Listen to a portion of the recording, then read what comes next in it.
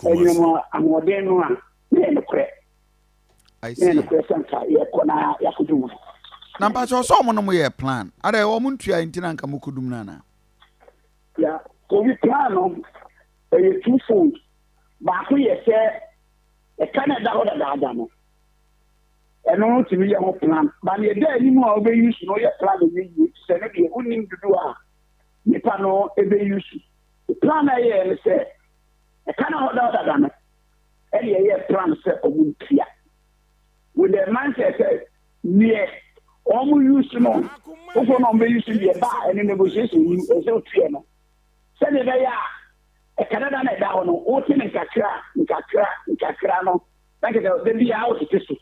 Now, a perform.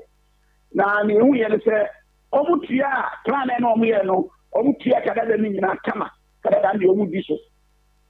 Now, near Manka, yes, would do say, if you had on my check to be a coya, take an answer. And then you say, anyone on the Catanzana Gana commercial bank will issue into now, Anthony Uncle. By idea, no, no crying problem can see any say. So now, almost a guru, and no near house here. Sunday, and one of the Diana, Yamaya, and sang in the room. It's in I can say, Mutia than me. For now, we used to be a new year. Yes, primo, Mupaminka. The no potential and cana, you couldn't come in and then. Wow. Into all debt in a day, almost cherry. There is, come here, that moment you are 50% in year, but it's any other child. Yamo Mumble, send your day on 1 2 or movie because I do money for study is kind of a shit. And Omunian and Gobia, Omia Dana for. If you are more moment thinking some of the movement, you are not coming down. Name a move in the camp.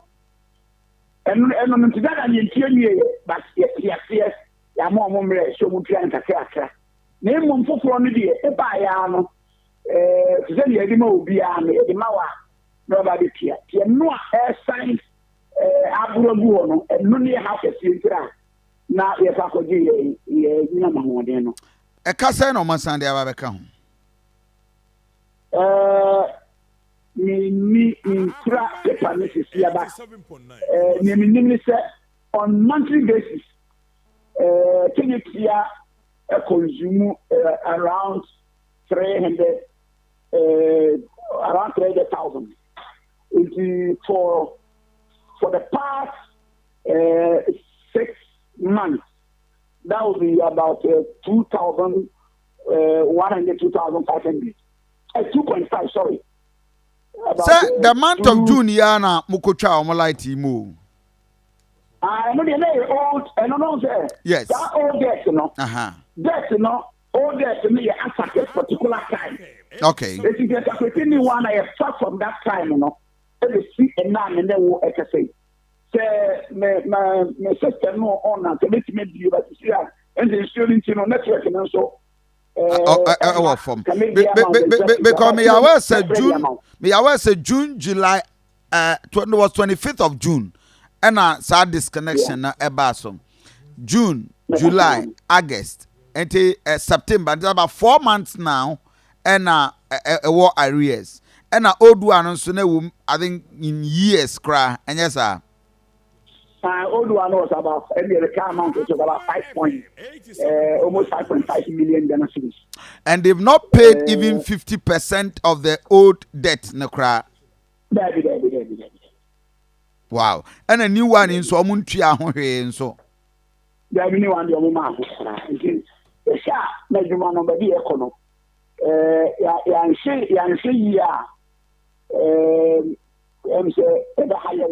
Because you see. Then you Canada in a coffee. The day a year, can you move my young one? Really, why would you want to say them and the Kumasi Hamas?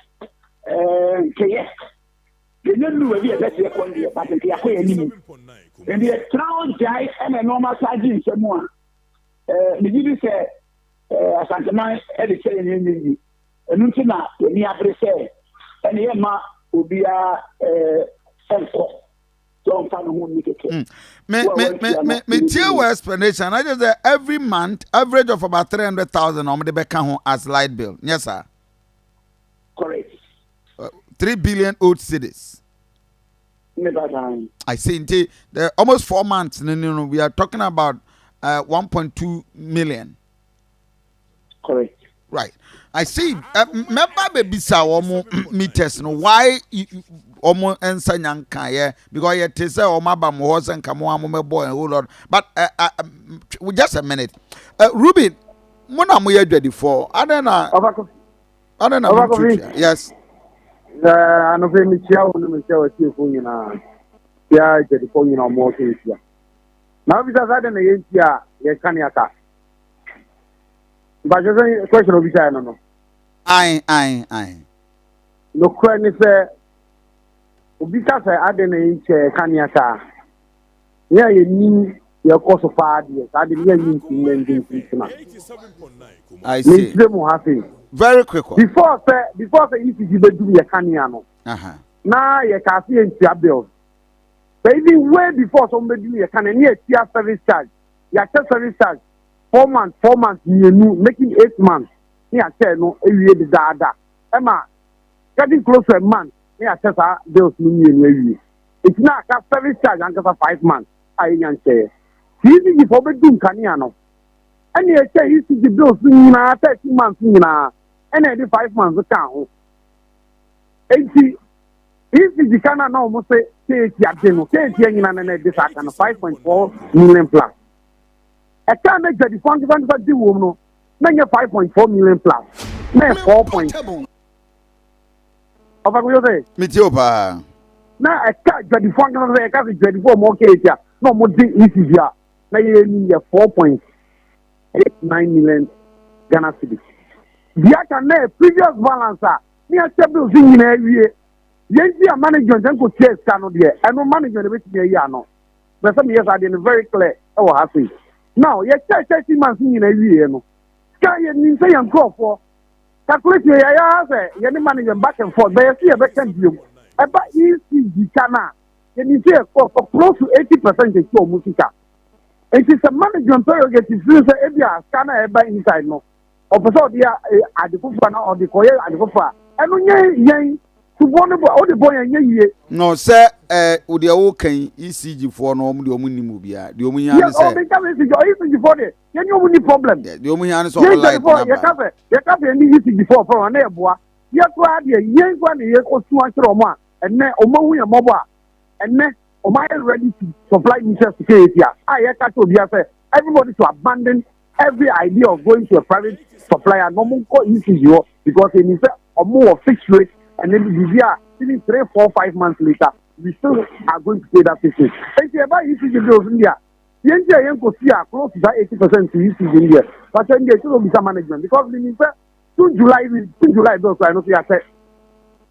Bill I can say ECG bill I back it and say I get. It is a tell you the ball is in the court of the management. There's a difference between say watch and what you are, moche and what you are.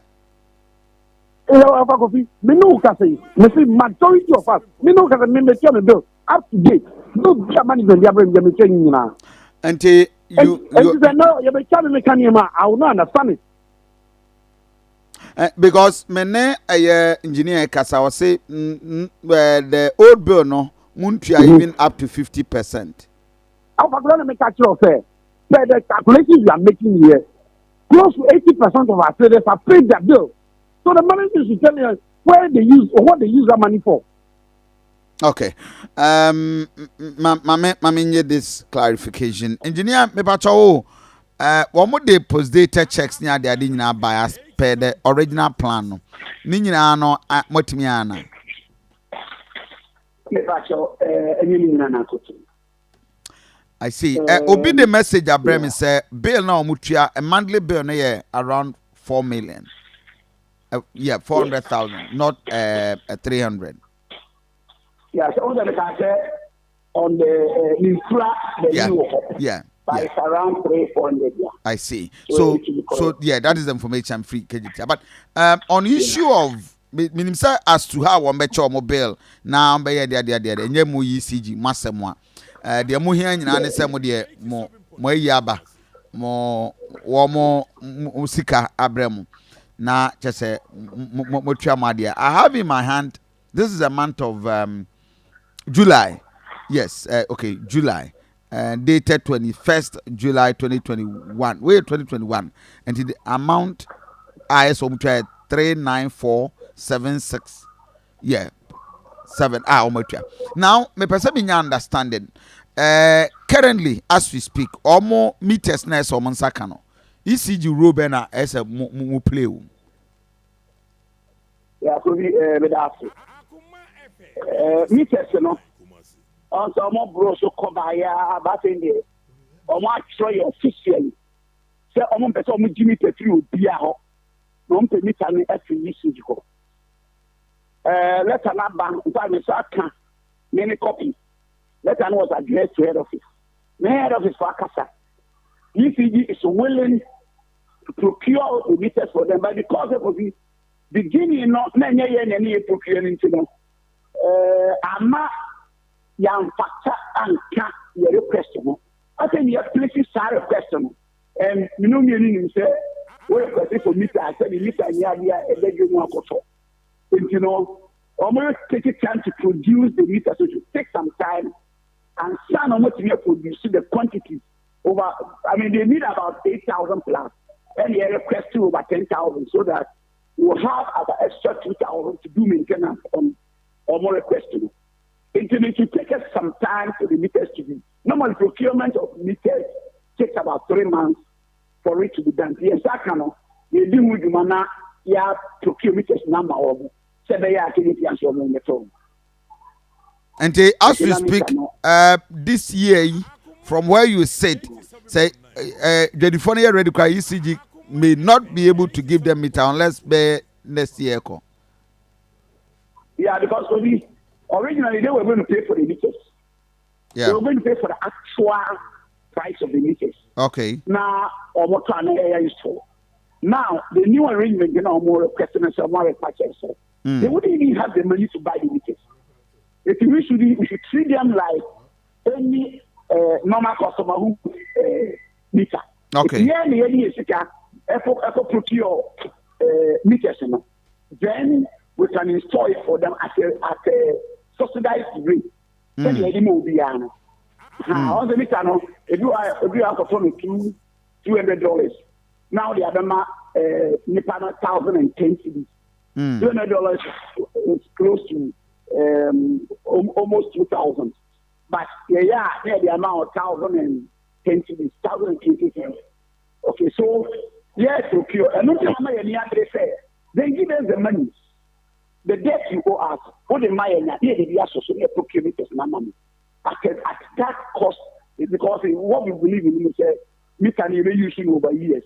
And we wouldn't want to give you the full cost. We'll give you a subsidized rate, 9 years, you know, that's a tax, so that over time we can recover the investment. I see. That is the issue. I'm sorry for Sabia Finn or joining in higher Akoma 87.9 FM. Within the Diana Bakuvia Santin Kobono is about the Kejetia, the back and forth. In fact, Enra Epic Information Sanka ECG Kuchawan Light confirmed by the regional boss and only any foreign name penning for traders eating commerce. So, as we speak, engineer, more than child light in Zamun Trembium.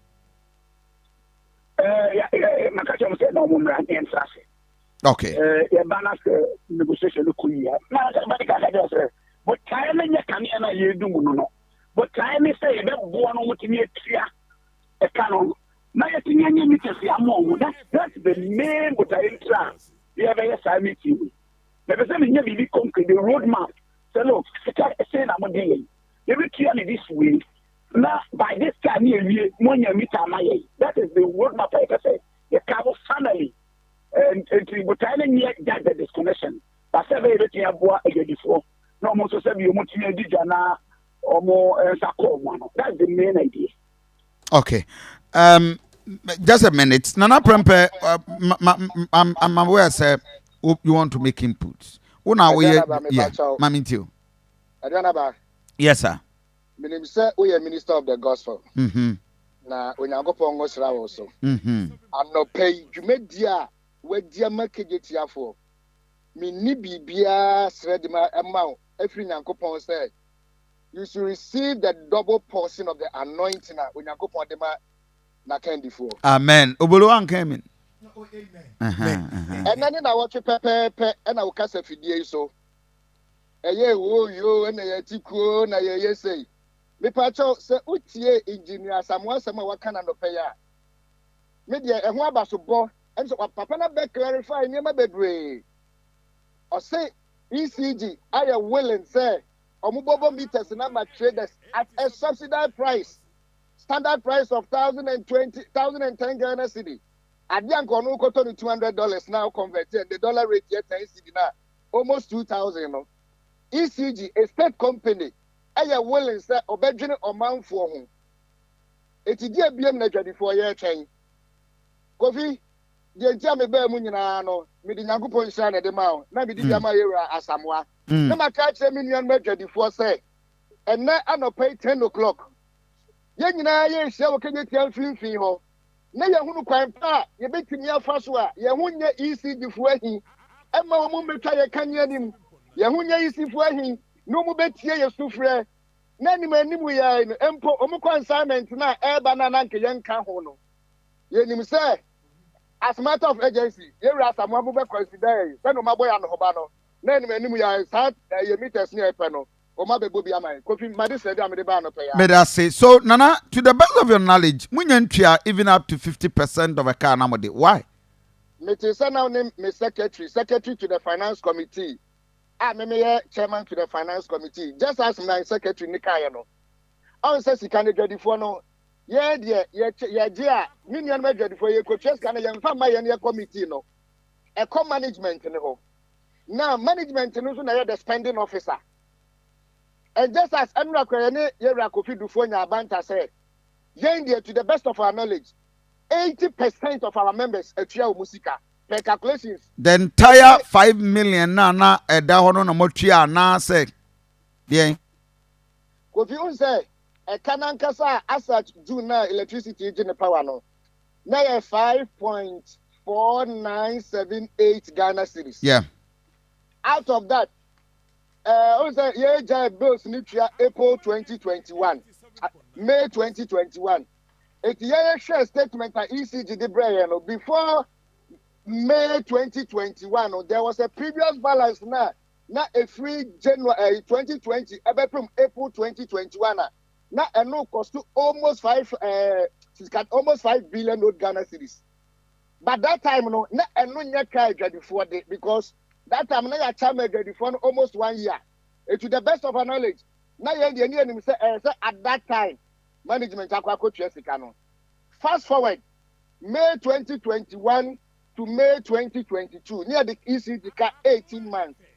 O calculate na almost 4.9 million 4 point something million Ghana cedis.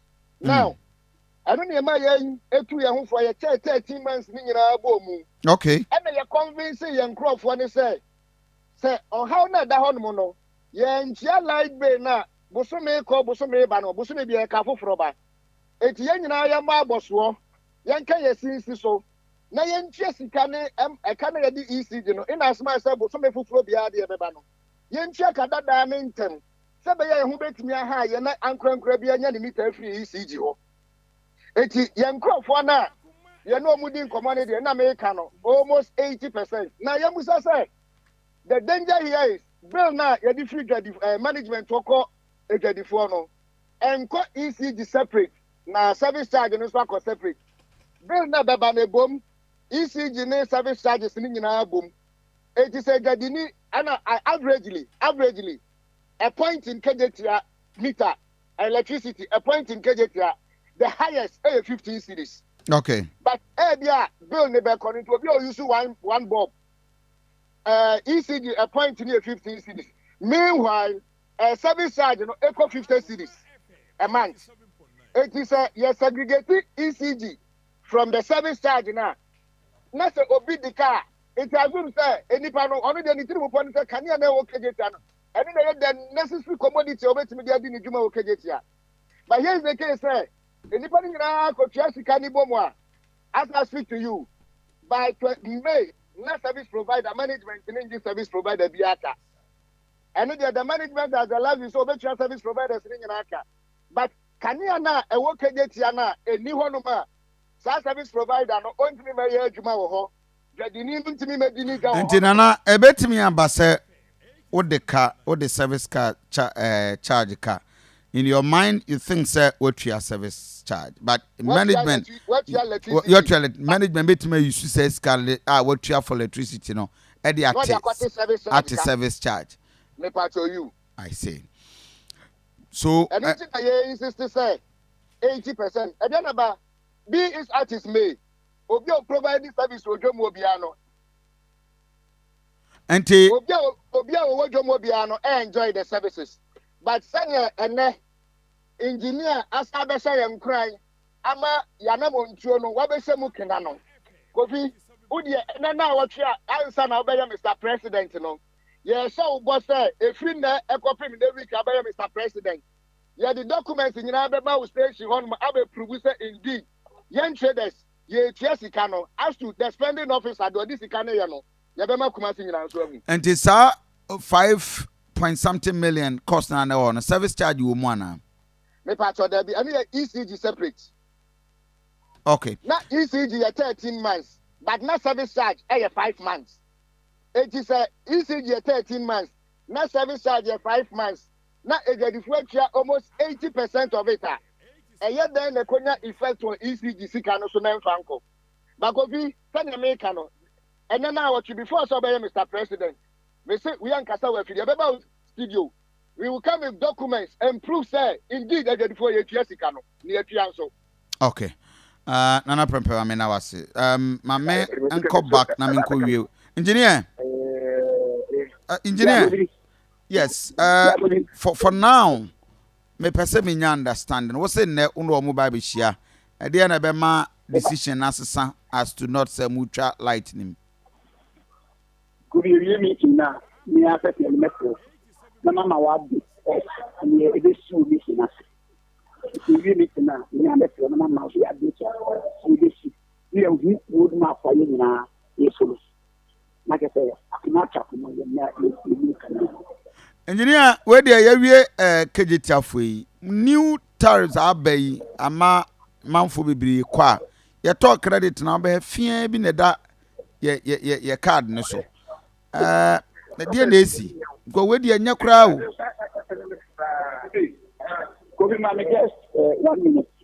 Okay. May I say, I'm for higher Akoma 87.9 FM. JB, that was Kejetia issue, no, very disturbing. Very disturbing. Back and forth. Me, when him, oh my, I'm a dream, me, mamma, no more. Or more, I tell you, no more.